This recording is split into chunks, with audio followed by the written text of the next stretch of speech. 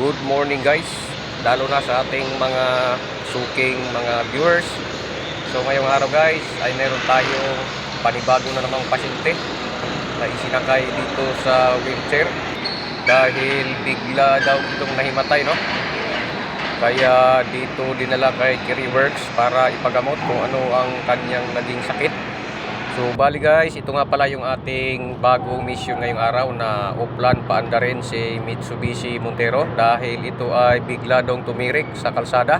At sabi ng may-ari ay nagpunta na daw ang taga-kasa pero ang sinabi ay ECU daw yung problema. So dito natin malalaman kung ECU nga ba ang naging problema nito guys, no? Dahil sa hindi man tayo agad nagsasalita kung anong naging problema hanggat hindi natin nasusubukan. So dito nga ay nakababa na guys. Matapos makababa ay wala na patumpik-tumpik pa at sinaksakan agad natin ng ating mahiwagang pantawas para malaman natin kung ano ang naging sakit at kanyang naging problema kung bakit siya tumirik sa kalsada. At dito ay meron nang nadidetect yung ating pantawas, no? 0642. So ang sabi dito guys, ang trouble code po na nakakalakay ay P0642 or voltage reference kung tawagin guys, no? Wala siyang tinuturong pyesa guys, kaya mano-mano nating hahanapin. So dito try nating ibura, tapos dito ay mano-mano tayong magtutuslok-tuslok na naman ng mga fuse dito guys, no? Para masiguro natin na okay yung ating mga fuse at mga supply sa ating ECU or other parts na pwedeng pagmulan ng problema. So dito, ayan, tignan natin muna dito at nakakabit naman yung ibang sakit. At dito, gaya ng nakasanayan natin na tutuslok muna tayo sa fuse natin, no? Bago tayo pumunta sa ibang part ng sasakyan. So siguruhin natin muna na maayos lahat ng mga fuses natin, no? Para walang sagabal sa ating pagto-troubleshooting. So dito muna tayo magsimula guys, no? Wala pa naman tayong tinuturong pyesa dahil sa wala ring tinuturo yung ating pantawas. So dito si tropa ay sinubukan ulit itawas kung anong makikita niya. So ganun pa rin, no? Tutok natin. Code 0642. Sensor reference voltage low. So yan ang kanyang sinasabi guys. So bali guys, yan ay electrical or posibleng supply ng ECU or baka may putol yung mga wire.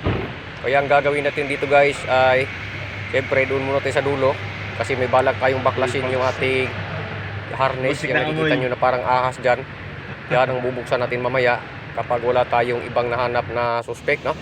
At dito tinanggal muna natin yung ECU para matignan natin yung loob kung meron bang kahina-hinalang problema dahil sa maaari din itong pagmulan ng sinasabing voltage reference, no?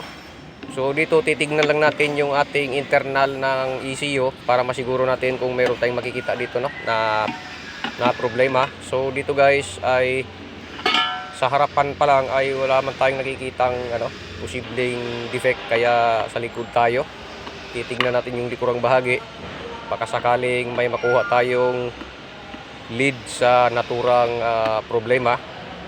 So tanggalin lang natin yung screw at dito guys ay makikita agad natin, no? So ganun pa rin guys. So wala tayong nakikita talagang problema.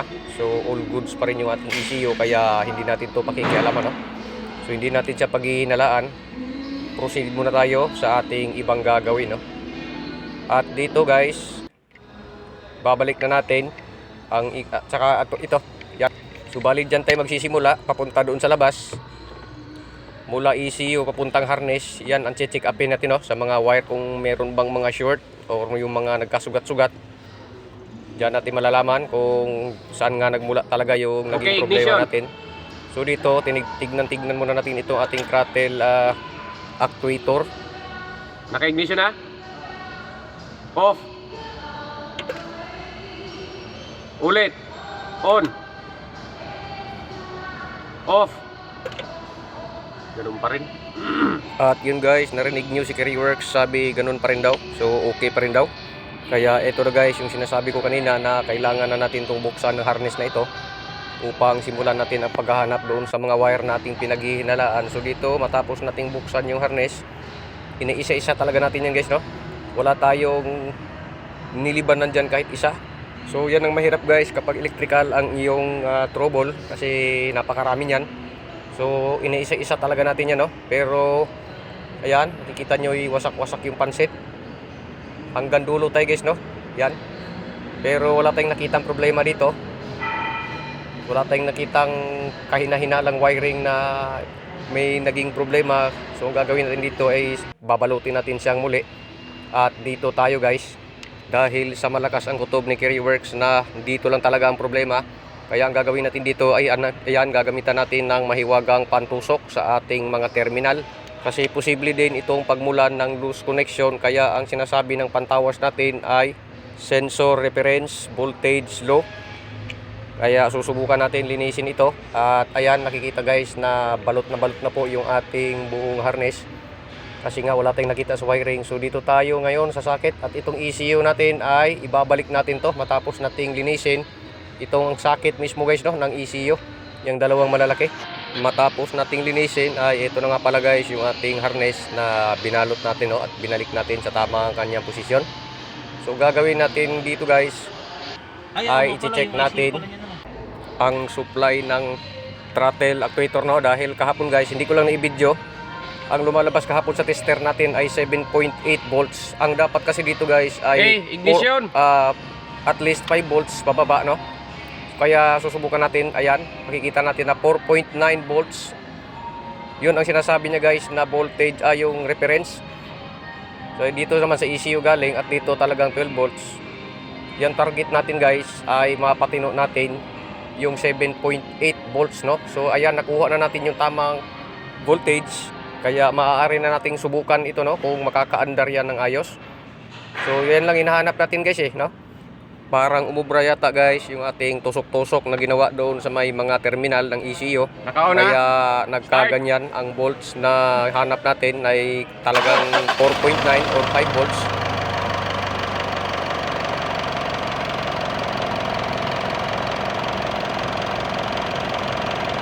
Hala, umandar.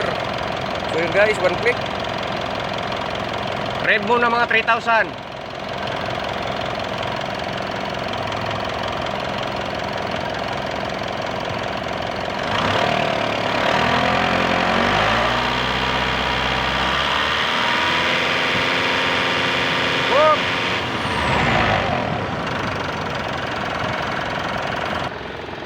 At dito guys ay tuluyan na ngang umusok yung tambutso ng ating Montero. So siyempre gagamitan pa rin natin yan ng pantawas.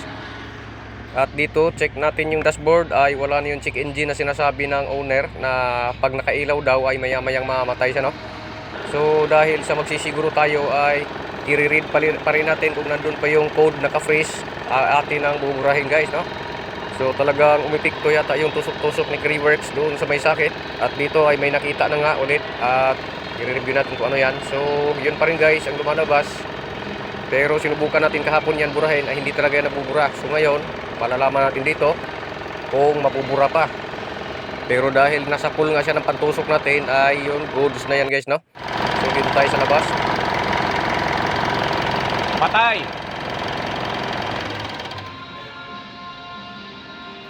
Start.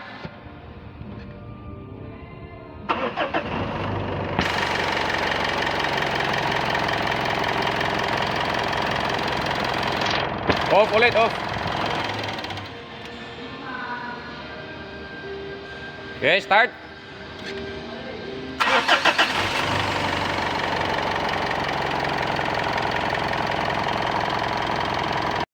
At dito dahil okay na ay revolution natin muna, no. Baka sakaling magka-trouble ulit. So ganun lang gawin natin. Pero sa malakas ang kutob ni Carryworks na natsambahan talaga ang problema. Kaya all goods.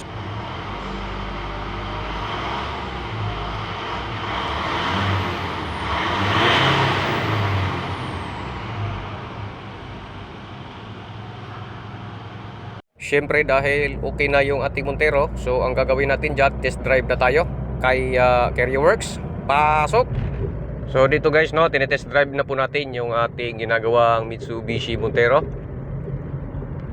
Dahil sa ilang oras din tayo nag-o-observe sa kanya kung babalik yung kanyang problema na biglang mamatay. So far so good naman guys, hindi naman siya namatay, kaya kailangan natin siyang patakbuhin para nang sa ganon ay masubok talaga natin kung okay na itong ating ginagawa, no. Dahil sa tingin ko ay nakachamba na naman si Carryworks sa kanyang troubleshooting. So sana guys makatulong po sa inyo sa mga makaka-encounter ng ganung code ay sana sundan nyo ang video ito para magka-idea. At hanggang dito na lang guys ang ating video. So muli po, ako'y magpapasalamat po muli sa inyong walang sawang panonood. Muli po, inyong lingkod, Kerryworks.